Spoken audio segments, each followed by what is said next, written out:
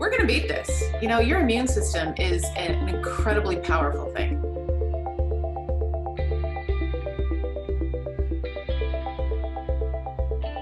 Hi, everyone, and welcome to Trailblazing Women, a new series profiling inspiring, visionary, and dynamic women who are leading the way and making a difference in their communities, fields of expertise, and in the lives of others. I'm Sandra Maas with the Women's Museum of California, and today my guest is Dr. Erica Ullman-Sapphire, a renowned biologist, immunologist, and professor at the La Jolla Institute for Immunology. Dr. Sapphire is heading up a mission to conquer COVID-19, leading an international team of scientists to find antibodies to treat the deadly virus that has upended the world. The project was kickstarted with an almost $2 million grant from the Bill and Melinda Gates Foundation, and there's the potential for millions more. This isn't Dr. Sapphire's first fight with the deadly virus. She achieved a major breakthrough in the battle against the Ebola virus that ravaged West Africa more than a decade ago. Her work during that crisis is helping scientists come up with new treatments to fight Ebola. And now the goal is to do the same for COVID-19. No pressure there. Dr. Sapphire, thank you so much for your time. I cannot imagine what it is like to be you right now in this crazy environment. Not only are you a top scientist, but you have two school-age children and a husband that probably haven't seen you in a very long time. What is your life like right now? Well, it takes a lot of coffee right now, and my family hasn't seen me. It's getting done what is asked of us is a 12 to 18-hour workday, and I feel like we're just keeping our heads above water. There's responsibility on our plate, and it needs to work, and it needs to work fast. What, give us an idea about what a day in the La Jolla Institute of Immunology is like. How many scientists are in there? You're all collaborating, trying to come up with a treatment for this deadly virus. What's the vibe inside? Well, it's focused, really, but we're just focused on what we need to get done. And so my laboratory of about 30 people have spread ourselves out the day and through the week. We have people that start at 6 a.m. We have people that take the 11 p.m. to 7 a.m. shift, just to make sure the research keeps ticking around while keeping the bodies socially distanced. And when we work in the lab, we're all wearing masks and getting it done. Yeah, getting it done. So when did this pandemic get on your radar? I think, you know, the whole world was slow to react, but the epidemiologists and doctors I've talked to in the past, Dr. Jonas Salk, I was lucky enough to interview early in my career. His biggest fear was another pandemic. Is this something that immediately alarmed you? Any novel emerging virus has the potential to become big. And so I remember for Ebola, when we saw that it was in a city, that was a concern. We first started hearing about this virus in those small clusters of cases of pneumonia, sort of around the end of the year. And then the new virus was released. We saw it was a coronavirus. And the trouble with coronavirus is that we've seen with SARS, we've seen with MERS, these spread. These respiratory infections do spread from one person to another, and they can travel when a person goes from one site to another.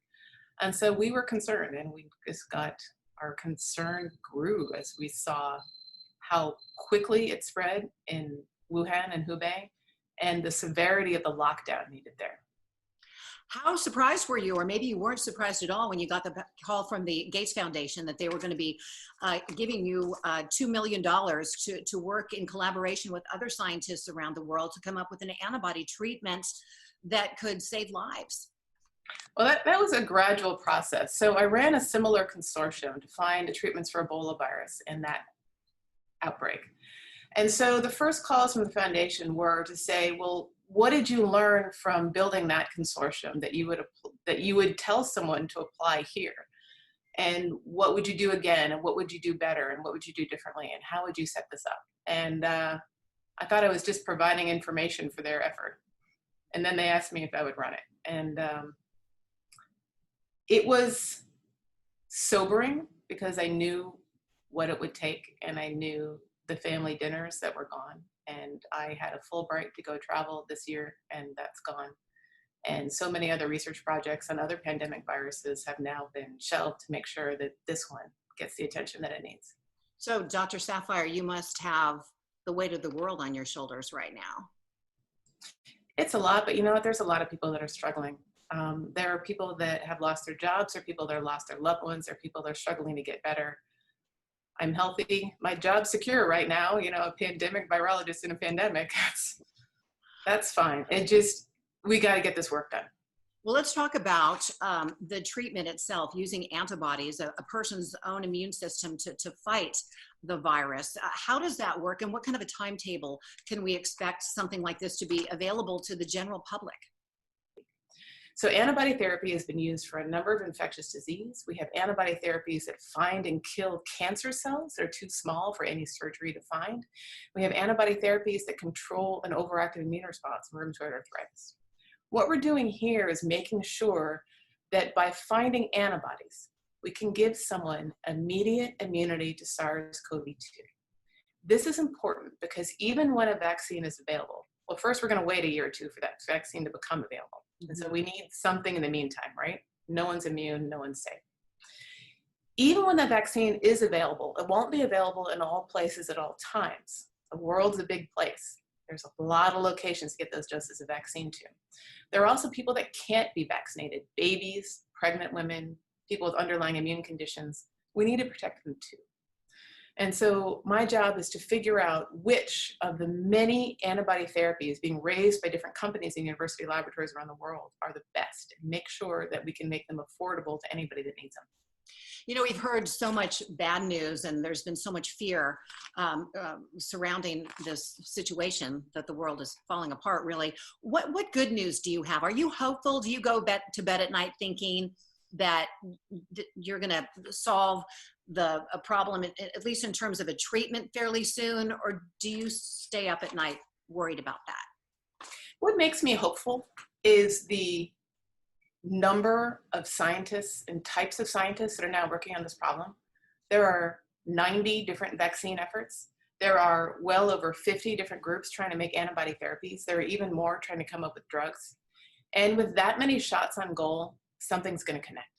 Mm-hmm. And with so many complementary routes to protection, we are going to get there, and we will be able to control the virus. That's what gives me hope.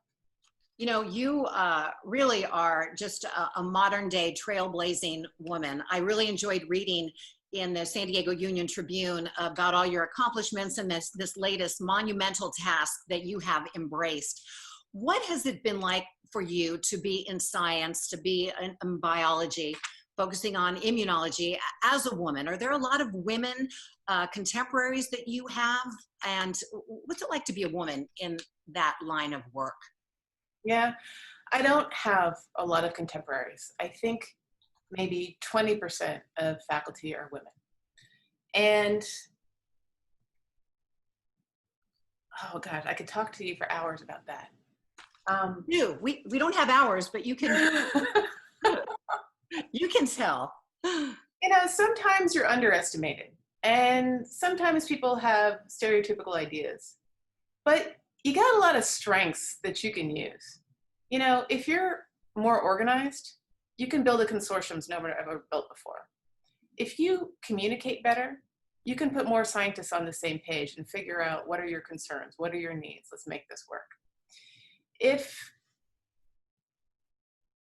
you are trusted, you can put people on the same page to do, you know, scientists fundamentally want to share and they want to do the right thing. And we're all in global health because we want to help people.